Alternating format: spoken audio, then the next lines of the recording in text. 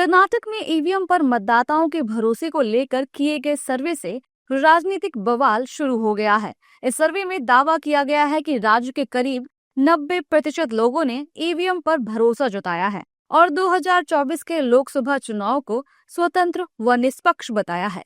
BJP सर्वे को कांग्रेस के vote चोरी के आरोपों का जवाब बता रही है। वहीं कर्नाटक सरकार में मंत्री प्रियांक खरगे के मुताबिक इस सर्वे का राज्य सरकार से कोई लेना देना नहीं है। हालांकि बीजेपी और उसके सहयोगी दलों के नेता सर्वे के नतीजों को लेकर राहुल गांधी पर हमलावर हैं। इनका कहना है कि जिन राज्यों में कांग्रेस जीतती है वहीं ईवीएम सही होती है, जबकि जिन राज्यों में बीजेपी की सरकार बनती है वहां ये वोट चोरी के आरोप लगाते हैं। Congress government only announced this today, and 87% people have accepted EVM.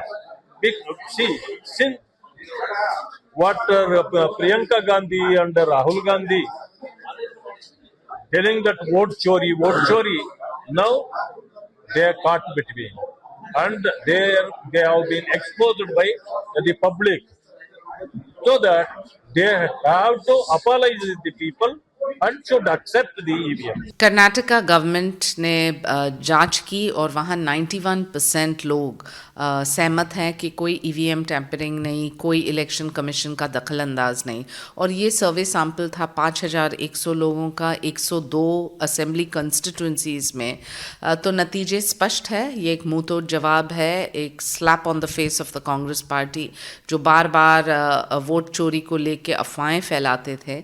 अब सवाल ये उठता है कि महाराष्ट्र में म्यूनिसिपल कॉर्पोरेशन के इलेक्शन के बाद वो क्या एक्सक्यूजेस देंगे। देखिए, जहां सर्वे हुआ है वहीं की राज्य सरकार ईवीएम की सत्यता की सबसे बड़ी साक्षी है। कर्नाटक में कांग्रेस की सरकार है, अगर ईवीएम में टैंपरिंग होता तो क्या आपको लगता है कांग्रेस की सरकार कहीं भी बनती? सब ईवीएम को कांग्रेस की सरकार ने इंट्रोड्यूस किया था। पार्लियामेंट में जो अमेंडमेंट हुआ था बैलेट पेपर से हटाकर ईवीएम की वोटिंग करने का, वो कांग्रेस की सरकार के समय ही हुआ था। तो ईवीएम को कई बार इलेक्शन कमीशन ने चैलेंज करके कहा है साहब कि अमुक दिनों में ईवीएम रखा रहेगा, कोई इसको हैक करके दिखाए। उस समय कांग्रेस ने कोई कदम नहीं उठाया। दूसरी बार भी चुनाव आयोग ने यही कदम उठाया, लेकिन ईवीएम की हैकिंग के दावे ये जरूर करते हैं, लेकिन इनकी खुद की सरकार कैसे बनती है? सबसे बड़ा देश के युवराज राहुल बाबा खुद चुनाव जीतते हैं इसी ईवीएम के जरिए, आखिर वो कैसे जीतते हैं? तो कांग्रेस अपने हार के बहाने खोज रही है और कुछ नहीं।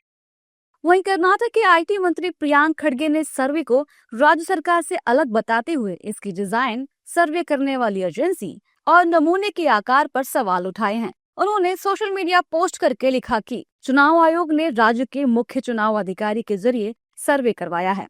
सर्वे पीएम मोदी के साथ पीएमओ में काम करने वाले उस व्यक्ति की कंपनी ने करवाया है जिसने उनकी तारीफ में एक शानदार किताब भी लिखी है। सर्वे मई 2025 में किया गया, जबकि कांग्रेस ने वोट चोरी का खुलासा अगस्त 2025 में किया था। बीजेपी सर्वे को राज्य सरकार का सर्वे कहकर झूठा प्रचार कर रही है। ये सर्वे कर्नाटक के 102 विधानसभा क्षेत्रों में किया गया था।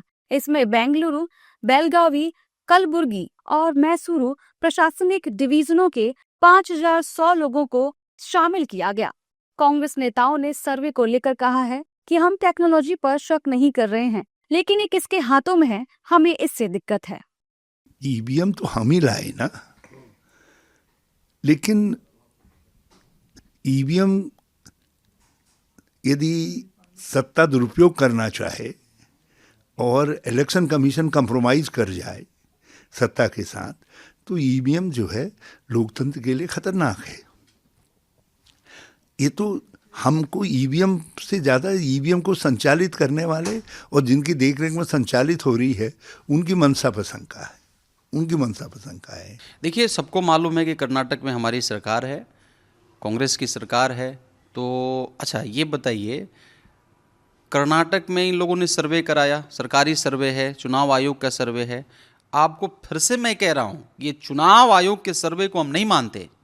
अगर आप मुझसे पूछिएगा, चुनाव आयोग तो चाहता ही है कि कंटिन्यू ईवीएम से चुनाव हो, लेकिन जो खामियां ईवीएम में है, जो खामियां आदरणीय हमारे नेता जननायक राहुल गांधी जी ने जो प्रमाण के साथ में जो आपको समय टाइम टू टाइम आपको दिखाने का काम किया, आज तक उसका जवाब नहीं मिला।